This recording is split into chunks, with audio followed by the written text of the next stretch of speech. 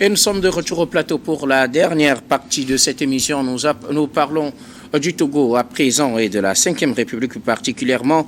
Le Sénat ouvre sa première session de l'année. Après l'élection de son bureau, le Sénat togolais se retrouve ce jeudi pour l'ouverture, pour la première session ordinaire de l'année, conformément à la constitution de la 5e République. Les sénateurs donc se retrouvent pour aborder les questions essentielles au cours de cette première session, des activités principales parmi lesquelles l'élection du président de la République. Cela se fera avec l'Assemblée nationale lors du Congrès, mais aussi la désignation au niveau de l'Assemblée du président du Conseil. Nous aurons donc à assister à l'installation de ces institutions au cours de cette 5e République. Nous en parlons avec nos invités pour le 4e sujet. Vous le savez, la parole est à qui veut la prendre en premier. Je m'adresse donc à vous, chers invités. Non, c'est-à-dire c'est conformément donc à l'article 12 de la Constitution que le Sénat aujourd'hui ouvre sa première session ordinaire, premier jeudi du mois d'avril. Donc les travaux ont débuté depuis 15 heures, conformément au communiqué du président du Sénat, le sénateur Barry Moussa Barké. Et donc, il faut dire que désormais, on peut considérer, puisque nous connaissons déjà le bureau de l'Assemblée, le bureau du Sénat qui a été élu hier. Donc, on peut maintenant se référer à l'article 97 de la nouvelle Constitution, en son alinéa 2, qui dit qu'à partir du moment où les deux chambres du Parlement, notamment l'Assemblée nationale et le Sénat, sont installées, donc à partir de cette date, on peut désigner le président du Conseil et procéder à l'élection du président de la République. Et rappelons-le, le président de la République sera élu par les députés et par les sénateurs qui seront réunis en congrès, tandis que concernant le président du Conseil, il suffira que la majorité parlementaire envoie le nom de l'intéressé au bureau de l'Assemblée nationale. Donc je pense que c'est ce qu'il faut retenir sur cet aspect d'abord. Merci beaucoup. À vous, Sana, je reviendrai à vous tout à l'heure. Et qui veut aller à la suite de Sana? Le Sénat ouvre sa première session de l'année. Dieu donne ses honneurs. Non, mais écoutez, c'est la 5e République qui parle de vive voix. Lorsqu'aujourd'hui, on évoque le Sénat, ce qui n'était pas évident, il y a de cela quelques mois, donc ça voudrait dire que les donnes ont complètement changé. On ne parle plus aujourd'hui d'une 4e République que les gens ont du mal à oublier, mais on est de plein pied dans la 5e République et les institutions lentement se mettent en place. Et la grande marque, c'est l'élection du bureau du Sénat que nous avons vécu et chapeauté par le sénateur Barry Moussa Barké, l'homme connu sous sa gabarit. Né dans le nord du Togo, Barry Moussa Barké est donc issu du peuple Peul et donc a effectué ses études à l'université Panthéon-Sorbonne avant d'intégrer la vie politique et administrative togolaise. Et bien son parcours professionnel a commencé dans les années 1970 lorsqu'il a occupé le poste du directeur du port autonome de Lomé. Je ne ferai pas toute sa biographie, mais il a ensuite été appelé à de hautes fonctions gouvernementales, notamment en tant que ministre des Mines, de l'Énergie, des Ressources en eau dès 1979. Il a donc cumulé plusieurs portefeuilles ministériels dans les décennies suivantes, notamment l'équipement, aux mines, aux postes, aux télécommunications ainsi qu'aux affaires étrangères et aux finances. Vous voyez que l'homme a à son actif, je dirais, de la matière pour aujourd'hui répondre valablement à la tête du Sénat, ce qui est d'ailleurs historique, permettez la redondance, dans l'histoire du peuple togolais. Barry Moussa Barké entre aujourd'hui dans l'histoire en tant que premier président du Sénat togolais et va véritablement aussi faire ses preuves au vu de son discours inaugural que nous avons eu à entendre. Cela voudrait dire dans le coffre du monsieur, il y a encore de la matière. Mais ce qui importe aujourd'hui, les Togolais veulent vivre cette réalité. On a comme l'impression que c'est dans le rêve que les choses se passent, Mais je veux bien croire que les actes concrets vont plutôt réveiller les Togolais à leur faire comprendre qu'en réalité, vous ne vivez pas un rêve, mais c'est la réalité. Et cette réalité concourt véritablement au bien-être de chaque Togolais. Je crois que tout se résume à ce niveau. Que nous ayons aujourd'hui un Parlement, oui, qui va décider d'un commun accord avec le Sénat pour élire un président symbolique de pouvoir, bien, ce sont des nouveautés que les Togolais ne connaissaient pas aujourd'hui, qui est de l'actualité et qu'ils vont vivre. Maintenant, le Togolais veut retrouver au-delà de tout cela la plus-value et ce que cela apporte à son quotidien ou alors à son vécu de tous les jours. Et je crois, et je le dis encore, c'est bien vrai, la nouvelle République est bien évidemment en marche. Les signaux sont là et on aura encore à découvrir dans les jours à venir. Merci beaucoup à vous, Dieudonné Sewonou. On reviendra à vous tout à l'heure pour cette première session ordinaire de l'année pour le Sénat.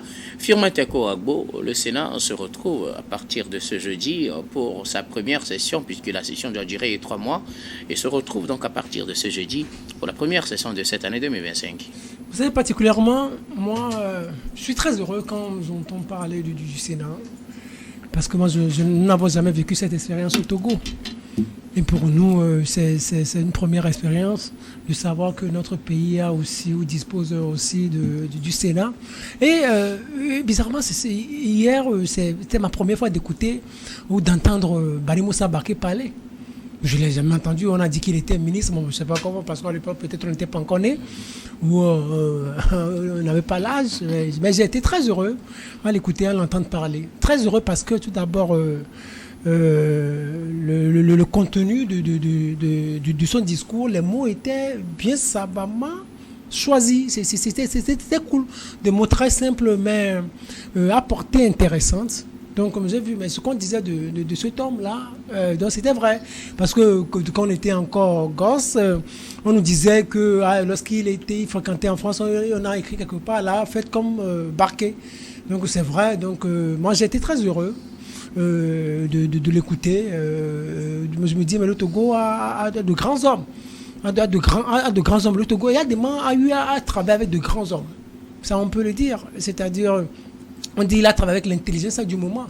Donc faisait partie Bari Moussa Baké, Edem Kodjo, Gatien Mivedor. Donc c'était des gens qui ont aidé Yadema à construire le pays. Et vous voyez que sous Yadema, vous voyez tout ce qui a été construit en 23 ans. On a eu une grande administration, on a eu les grands hôtels, les constructions, la gendarmerie, la police, l'armée, tout ce que nous avons eu en 23 ans. Donc, je pense que Yadema, il avait bénéficié de ces conseils-là. C'est ça qui lui avait permis de construire ce pays à l'époque-là.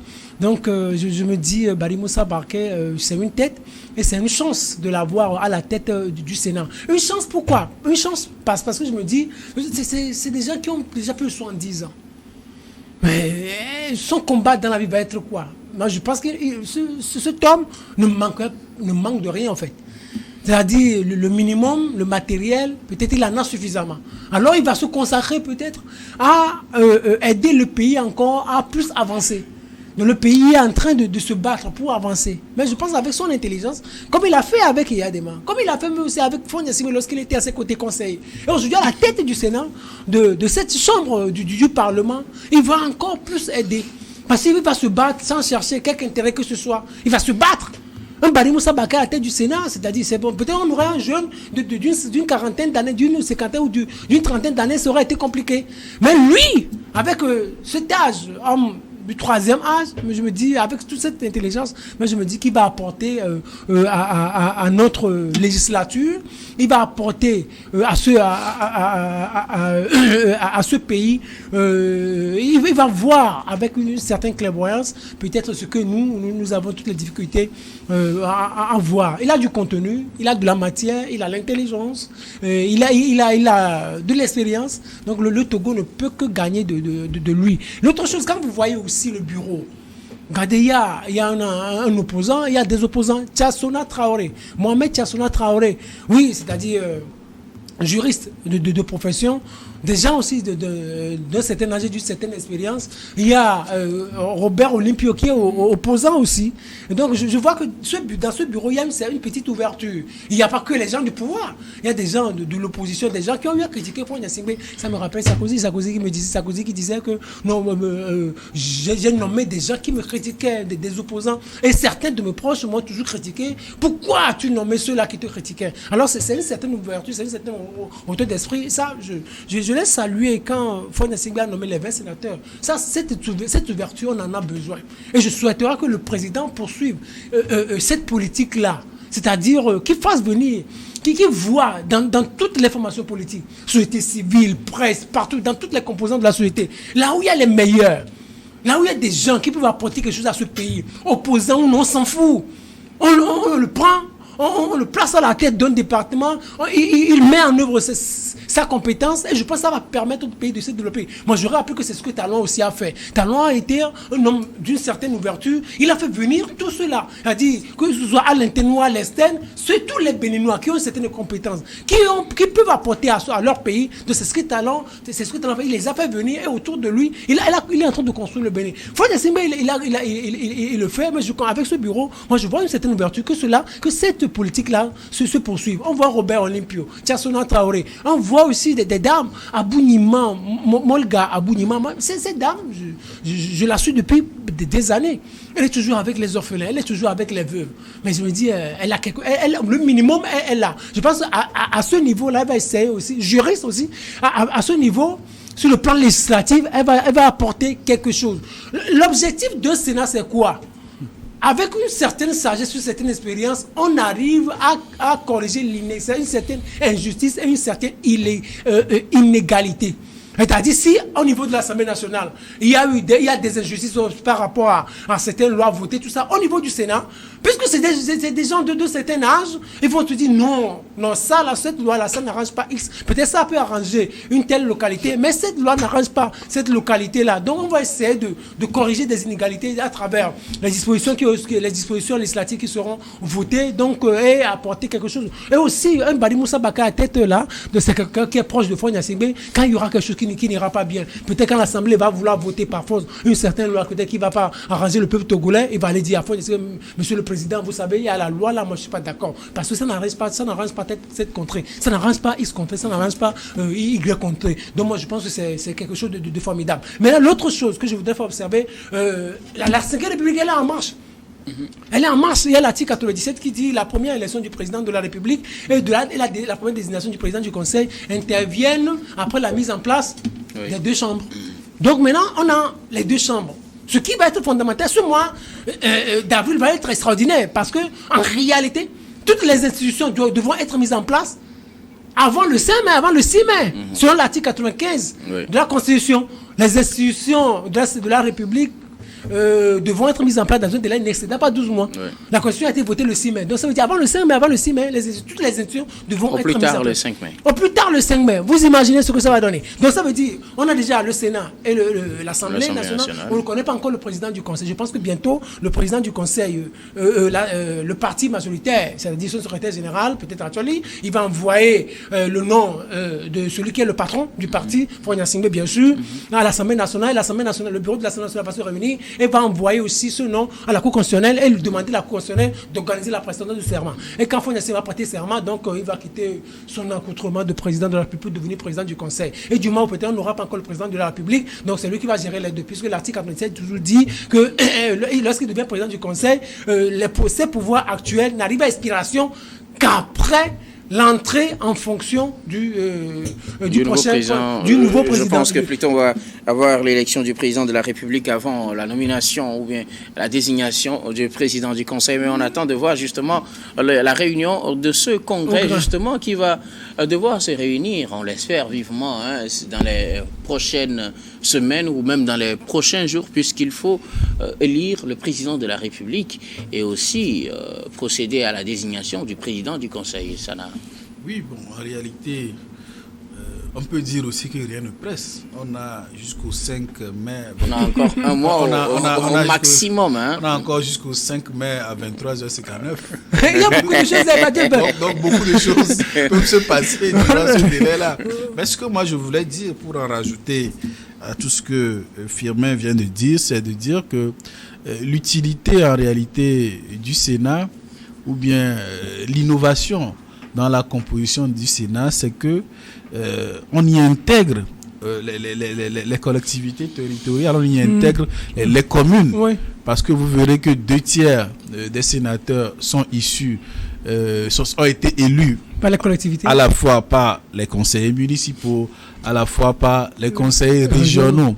Et donc, cela veut dire que en amont, les textes qui ont été votés au sein de l'Assemblée nationale, sachant que les circonscriptions électorales qui élisent les députés sont en réalité les préfectures. C'est-à-dire, les préfectures sont les circonscriptions électorales où on organise les votes. Maintenant, ça veut dire que ce qui a été fait au niveau préfectoral est contresigné par la base que sont les communes, les régions qui sont des collectivités. Donc ça veut dire que le Parlement aujourd'hui est constitué des principaux composantes administratives de notre République, à savoir les préfectures, à savoir les communes, à savoir les régions. Donc c'est ce qui fait la spécificité de ce Sénat-là. Ce qui a été voté est revu pour s'assurer d'une certaine cohésion nationale à tous les niveaux. Merci beaucoup. Dieudonné Sirono, vous voulez ajouter quelque chose? Non, je crois que l'essentiel est... Je parlais tout à l'heure, pour relancer justement les prochaines étapes, l'élection du président de la République, qui est une tâche qui incombe à la fois au Sénat et à l'Assemblée nationale, et aussi la désignation du président du Conseil, même si on sait déjà qui pourrait l'être. On va attendre son officialisation. Oui, le grand inconnu dans toutes ces affaires, c'est quoi? C'est le président de la République, pour l'instant. Le grand inconnu, c'est qui sera le prochain président de la République, de la 5e République. Le PSM est un inconnu, hein. En tout cas, si vous le dites, alors si tant est que... Est-ce que c'est connu? Eh bien, c'est le président du parti majoritaire qui est le président du Conseil des ministres. Et vous et moi, nous connaissons le président du parti majoritaire et qu'on trouve qu'il est inconnu. Bon, de toutes les façons, tout dépend de ce que vous mettez dans l'inconnu. Mais moi, ce que je connais, celui que je sais aujourd'hui qu'il est l'inconnu, c'est le président de la République. Et c'est le nouveau poste là qu'on n'a jamais eu. Et c'est... Bon, en fait...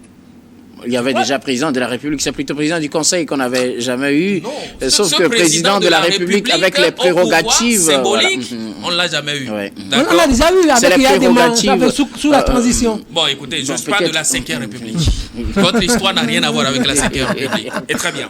Donc, nous avons à découvrir ce nouveau président et aussi ce nouveau ancien président du Conseil des ministres que nous allons découvrir de façon officielle. Maintenant, je vous le concède, de façon officielle, lorsqu'il va prêter serment. Toutefois, nous le connaissons déjà. Mais celui qui va occuper le poste du président de la République, pour l'heure, je crois que c'est entre le Sénat et l'Assemblée nationale. C'est l'oiseau rare que nous aurons à découvrir. Tout ça là dans ce mois, on aura à découvrir véritablement avec cette 5e République. Et je crois que l'histoire, géographie du Togo a à son actif des éléments à fournir aux élèves. Merci beaucoup à vous, Dieudonné Sirono. Comme je le disais, Firmin, la prochaine étape, ce sera surtout ces élections du président de la République, et l'autre, ce n'est pas réellement une élection, en tout cas la nomination, la désignation du président du Conseil et peut-être sa prise de fonction avant la fin du délai imparti pour l'installation des institutions de la République. Oui, on aura, ce serait vraiment important. Ce sera quelque chose d'historique pour deux raisons et liées à la géopolitique. Vous savez, depuis Gnassingbé Adema, on a eu des présidents de la République du Nord, et surtout après 90, on a un président du Nord et un Premier ministre du Sud. Maintenant, nous sommes en train de tendre vers l'inverse. Nous sommes en train d'avoir nous sommes dans le futur proche, nous aurons un Premier ministre qui est du Nord, c'est-à-dire sur le plan géopolitique, et maintenant, obligatoirement, peut-être, on aura un président de la République qui sera du Sud. Maintenant, qui sera le prochain président C'est comme ça la pratique au Togo, depuis les années 90. C'est comme ça, c'est-à-dire, on a un président la du Nord. géopolitique. Oui, la géopolitique, donc tous les premiers ministres. Maintenant, c'est un président de conseil. Hein. Maintenant, c'est un président du conseil qui est du Nord, c'est-à-dire un premier ministre qui est du Nord. Maintenant, qui sera du Nord, personne sait que c'est Fonia Singwe. Et maintenant, le président de la République qui ne sera pas du Nord, parce que, je ne sais pas, les acteurs politiques, peut-être, il a accepté longtemps. On dirait que vous êtes dans les secrets des dieux. Non, un président de la République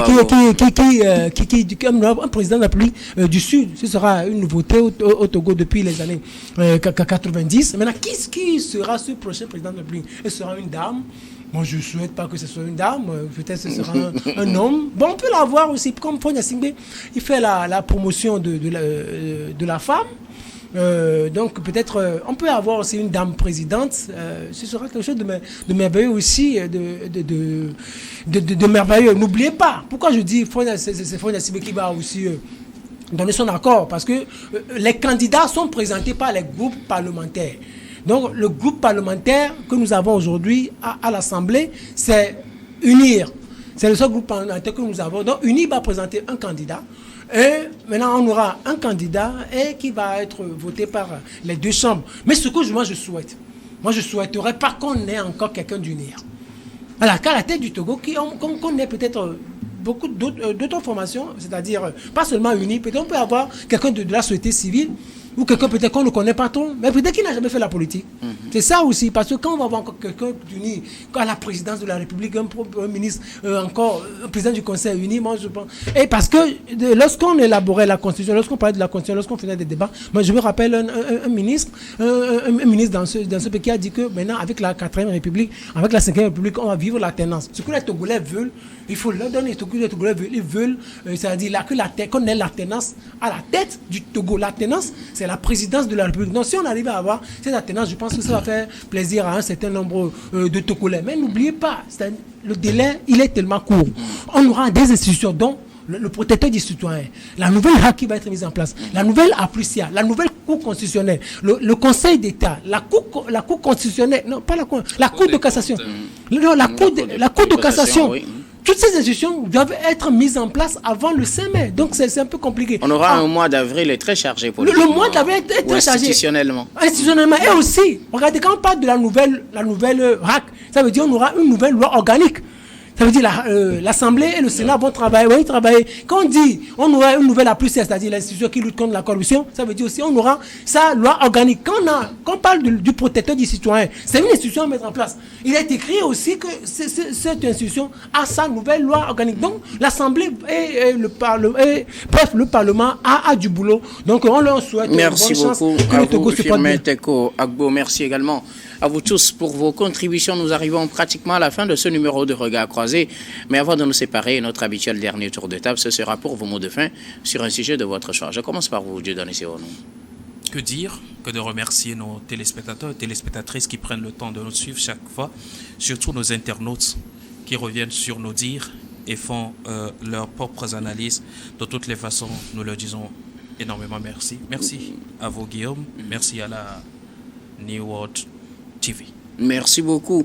Dieudonné Sirono, vous êtes journaliste, directeur général de l'IR Service. Merci d'être passé sur ce plateau. C'est moi qui vous remercie. Sanaveguel Sadio et Tchou, vos mots de fin. Moi, quant au profil et du PCM et du président de la République et de leur origine ethnique, je dirais que je m'en contrebalance, pourvu qu'il soit compétent et qu'il fasse bien le job. Merci beaucoup. Sanaveguel Sadio Richou, vous êtes analyste politique. Merci d'être passé sur ce plateau. C'est moi qui vous remercie. Firmin Teko Agbo, vos mots de fin. Je ne voudrais pas répondre ou répliquer à Sana Sadio, mais je pense que c'est un code qu'il faut casser. C'est-à-dire qu'on se fout maintenant de nos situations géopolitiques ou géographique. Si la personne est compétente, peu importe sa région ou sa provenance, quand la place à la tête du département dont on a besoin d'elle. Donc c'est la chose la plus importante. On peut avoir un président de la République du Nord, un PCM du Nord, ça, on s'en fout. Voilà. Non, on s'en fout. L'essentiel est que la personne travaille bien ou que les deux personnes travaillent bien pour le développement de notre cher pays, le Togo. En tout cas, vive la 5e République et vive le Togo. Merci beaucoup. Content que tu aies rejoint mon opinion. Ce n'est plus un débat. Merci beaucoup, Firmin Teko Agbo. Vous êtes chroniqueur politique, également le directeur du Centre de recherche et de géopolitique internationale qui porte votre nom. Merci d'être passé sur ce plateau. Merci beaucoup, Guillaume Hor. Merci également à toutes les équipes techniques et rédactionnelles qui nous ont aidés à préparer et à présenter cette émission. Merci beaucoup à Aimé Roland Komlagan Messi à la réalisation, appuyé par Richard Kourfanga et Pierrick Obanikwa. Merci à Richard Amédessou, Florent Ekoué et Prudence Makouya à la diffusion. Merci également à Thomas Choy à la caméra et surtout à vous, très chers téléspectateurs, de nous avoir suivis. C'est la fin de ce numéro de Regard Croisé. Je vous retrouve demain avec le même plaisir pour un autre numéro.